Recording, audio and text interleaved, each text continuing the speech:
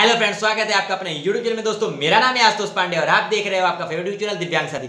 दोस्तों, बहुत से लोगों को मुझे क्वेरी आती है कि सर हमें करना क्या चाहिए, मुझे बिजनेस करना है, मैं कौन सा बिजनेस करूं और मैं क्या करूं जिससे मुझे स्टेब्लिश हो जाए और मेरे से लोन कैसे मिलेगा। अगर लोन की क्वेरी है तो ये वीडियो खत्म होगा तो इंड स्क्रीन पे आपको दो वीडियो मिल जाएंगे। एक से मैं बताएंगे एनडीसी से लोन कैसे मिलता है, दूसरा है एनडीसी में लोन मिलने में क्यों दिक्कतें आती हैं, हमें क्या करना चाहिए। लेकिन ये वीडियो हम बात करने वाले हैं हमें कौन सा बिजनेस करना चाहिए। अगर आप भी डिसेबल हैं और आप कोई बिजनेस का तरीका ढूंढ रहे हैं तो ये वीडियो पूरा देखिए, आपको बहुत हेल्प मिलने वाली है। और अगर हमारे चैनल को सब्सक्राइब नहीं किया है प्लीज़ सब्सक्राइब करके हमारे चैनल को बेल आइकन को बनाना बिल्कुल ना भूलें, क्योंकि हम इस पे दिव्यांग शादी के रिलेटेड वीडियो के साथ साथ दिव्यांग लोग उत्थान और उनके जो भी नियम हो, सरकारी नियम, उनके बारे में भी आपको जानकारी देते रहते हैं। तो आइए इस वीडियो को शुरू करते हैं। दोस्तों, मैं हूँ, आप हूँ, हमें कोई रोजगार नहीं मिलता, जब हमें जॉब नहीं मिलती है हम हताश हो जाते हैं और सोचते हैं मुझे बिजनेस करना है। और बिजनेस करने के लिए सबसे पहले हमें कैपिटल की आवश्यकता होती है। तो जब कैपिटल की आवश्यकता होती है तो पहले हम इतने सोच लेते हैं कि हम कौन सा बिजनेस करें। किराने की दुकान खोलेंगे इतना पैसे लगेगा, हम पान की दुकान खोले तो इतना पैसा लगेगा, हम जैसे अब कोई बहुत अच्छा आदमी है, बहुत पैसे वाले, सोचता है मैं ये बिजनेस करूँ वो बिजनेस करूँ। मतलब जितनी लोग हैं उतनी तरह की प्रॉब्लम है। छोटा आदमी सोचता है पान की दुकान कैसे शुरू करूँ, बड़ा आदमी सोचता है कि मैं कोई बड़ा बिजनेस शुरू करूँ। तो दोस्तों, फिर आप सोचते हो मैं कौन सा बिजनेस करूँ। दोस्तों, हमारे जिन हाथ पैर में कमियां हैं, हम ज़्यादा चल फिर नहीं सकते, हमें एक बिजनेस अपॉर्चुनिटी की तरह देखना चाहिए। क्योंकि आज के टाइम में घर बैठे ही हम बिजनेस कर सकते हैं और अपने प्रचार प्रसार कर सकते हैं। आजकल टाइम में तो यूट्यूब और फेसबुक के माध्यम से हम अपने बिजनेस को एक्सपेंड कर सकते हैं। तो सबसे पहले हम अपनी लोकेलिटी देखना चाहिए कि हम कौन सा बिजनेस करें। जैसे मैं एक छोटे से गांव में रहता, मेरे गांव का नाम साहिताल है, गोरखपुर से 35 किलोमीटर दूर पड़ता है। बहुत लोग जानते भी हैं, मेरी कहानियां पढ़े हैं और मेरे बारे में तो जानते होंगे, गूगल पे सर्च करते होंगे। तो जो नहीं जानते मैं बता दूं, मैं छोटे से गाँव में रहता। अब मेरे पास एक किराने की दुकान थी। जब मुझे किराने की दुकान खोलनी तो मैंने क्या किया, मैंने देखा लोकल में क्या नहीं है।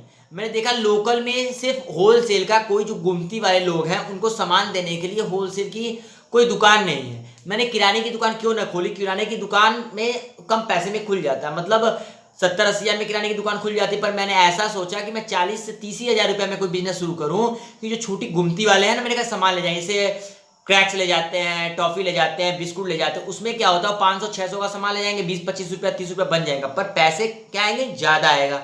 इससे क्या होगा कि मैं व्यापारी को अगर टर्न ओवर करूँगा तो ज़्यादा पैसे आएंगे। इसी तरह आप कॉलोनी में रहते हैं, शहर में रहते हैं, तो पहले देखिए वहाँ का लोकेशन क्या है, आप कौन सा बिजनेस कर सकते हैं, उसके बाद ही बिजनेस में हाथ डालिए। देखिए मैं बताता हूँ, मेरे कोई ऐसे भाई हैं जिसका दोनों पैर खराब है। अब उन्हें कोई बिजनेस करना है।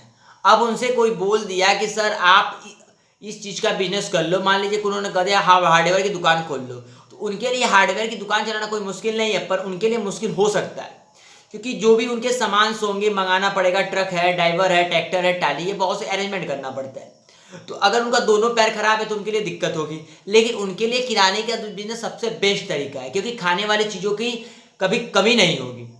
सेकेंड, आपके पास बिजनेस अपॉर्चुनिटी क्या होता है, अगर आपका लोकेशन बढ़िया है तो आप कपड़े की दुकान खोल सकते हो।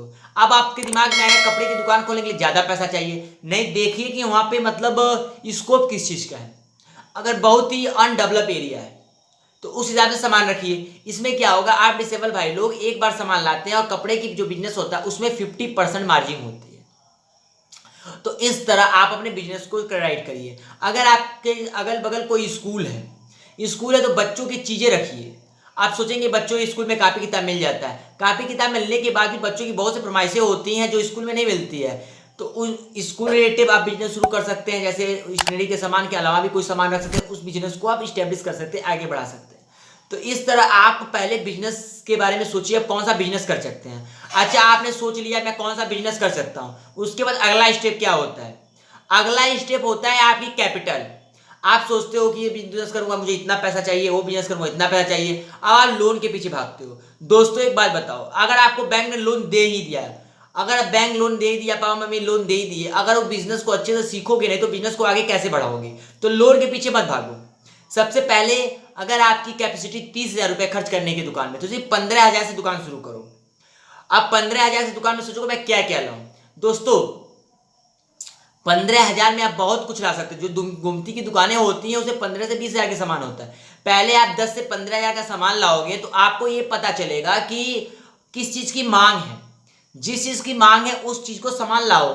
और जिसका मांग कम है उसमें थोड़ा सामान लाओ। इस तरह बिजनेस को शुरू करो। बाकी के 15,000 समय समय पर डालोगे तो आपका बिजनेस ज्यादा बढ़ेगा। तो लोन लेने के चक्कर में पहले 2 साल ना पड़ो, उसके बाद आप करोगे क्या, अब उसके बाद एक दुकान का आप रजिस्ट्रेशन करा लो। वो एमएसएमई के साइट्स पे होता है, आप जाकर फ्री में आधार कार्ड से रजिस्ट्रेशन कर सकते हो। अगर आपके पास पैसे हैं, आप बड़ी दुकान खोलना चाहते हो और आपके पास 2 लाख 1 लाख का बजट है, तो सबसे पहले आप एक जीएसटी बनवा लो। 1500 से 2000 रुपए में जीएसटी 1000 रुपए में बन जाती है। अगर आप पढ़े लिखे तो फ्री में बना सकते हैं। डॉक्यूमेंट्स ऑनलाइन पोर्टल में बनाएंगे और इंक्वायरी होगी, बन जाएगी। मान के चलिए 2000 रुपये खर्चा हो जाता है। 2000 खर्चा होने के बाद 10,000 का एक सीसी अकाउंट जरूर खुलवा लीजिए अगर भविष्य में बड़ा बिजनेस करना है। उससे क्या फायदा होगा कि आप जो भी सामान लाओगे वो बैंक में टर्नओवर करते रहिए।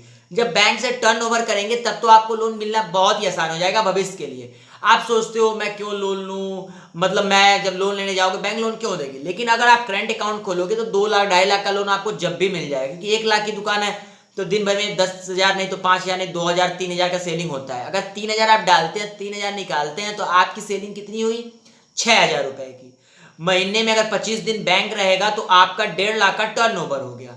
अब वही 1.5 लाख जब बैंक ईयरली कैलकुलेट करेगा तो आपको 18 लाख का टर्नओवर होगा।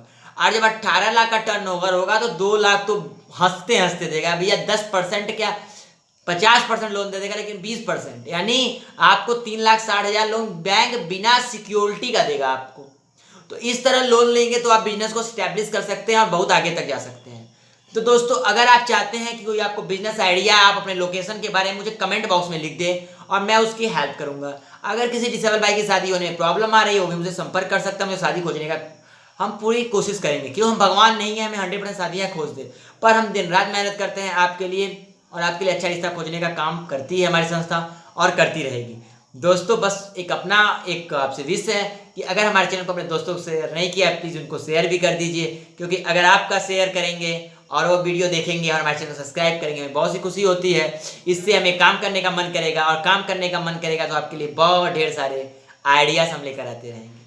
तो यहाँ तक वीडियो देखा है तो लाइक या कमेंट जरूर करें। बहुत बहुत धन्यवाद आपने छोटे भाई को इतना प्यार देने के लिए।